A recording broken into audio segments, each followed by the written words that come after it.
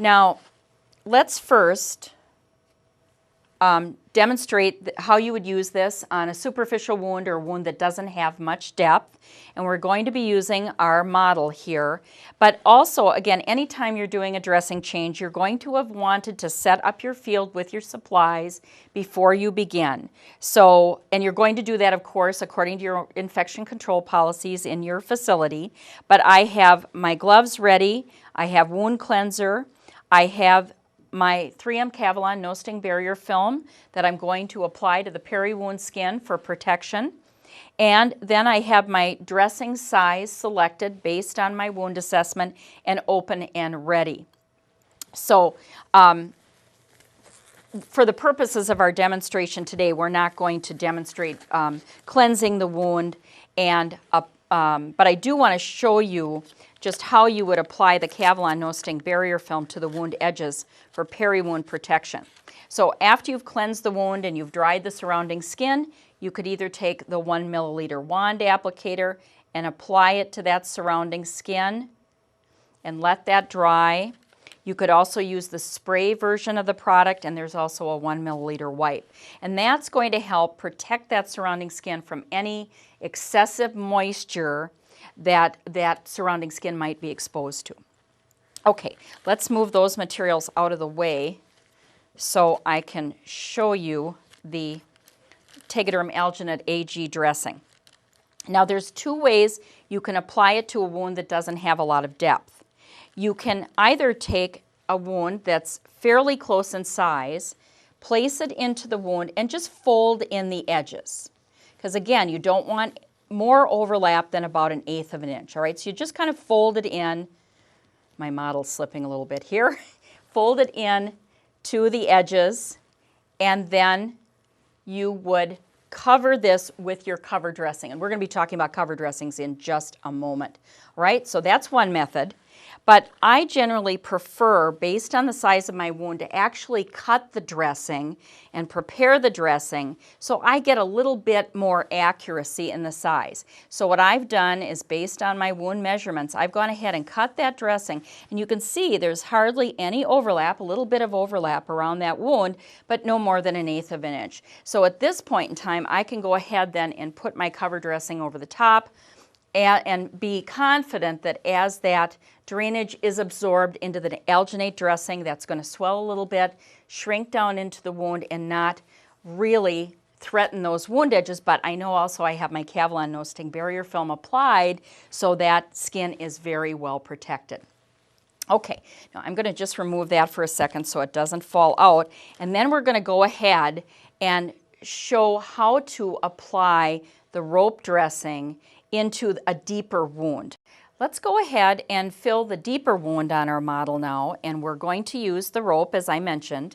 And of course, when you're filling a wound, you can either do this with gloved fingers, or you can use a sterile cotton tip applicator. And you've of course have rinsed your wound, you've irrigated your wound, and then you've also applied a protective barrier film, the Cavill no sting barrier film, to your surrounding skin. Now, this version of the dressing is also very useful if you have a tunnel or a tract that you need to fill or gently pack. So now you're all ready to go with your wound filler. So just taking your gloved finger, just gently laying the rope in the wound, tucking it into any undermined space, and just layering it back and forth, okay, until you filled the entire wound. All right, and again, you want to fill the wound to the surface, making sure you filled the entire cavity. For this wound, actually, I would probably take another piece of rope and just use a portion of that rope to fill the remaining part of this wound. Again, you want to fill it to the surface with only no more than about 1/8 of an inch overlap around the edges. Right? So that shows you how you would fill using the rope dressing, and I'm just going to take that out now because I also want to show you another technique. If you don't happen to carry the rope in your facility and you instead just carry the pad version, you can also use the pad version to fluff into a wound.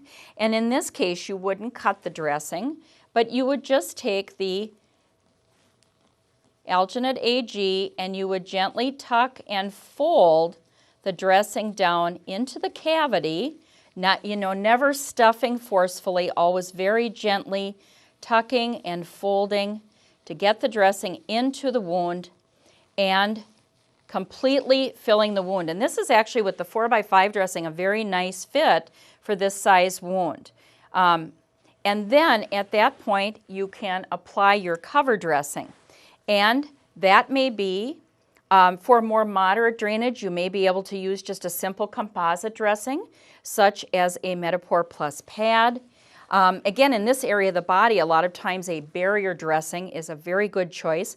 A lot of times these patients are also incontinent, so you may need to use the Metapore Plus pad dressing. But if you're needing to absorb larger amounts of drainage, say this wound has a large amount or a copious amount of drainage, then a foam dressing is a much better choice, and you have the option of the 3M foam adhesive dressing. Again, that has a Tegaderm covering, so it provides barrier protection from urine and stool. Or in some situations, you may decide to use the non-adhesive version, which once it's applied would need, of course, to be secured with tape. But I'm just going to go ahead and show you how it would look if we apply our foam adhesive dressing over this wound and pressing that down into place. Okay, and then removing the spoke delivery pieces. And you can see what a very nice finished result. And now that wound is not only filled, has an absorbent antimicrobial wound filler in it, but also has a cover dressing that provides a very nice barrier for it.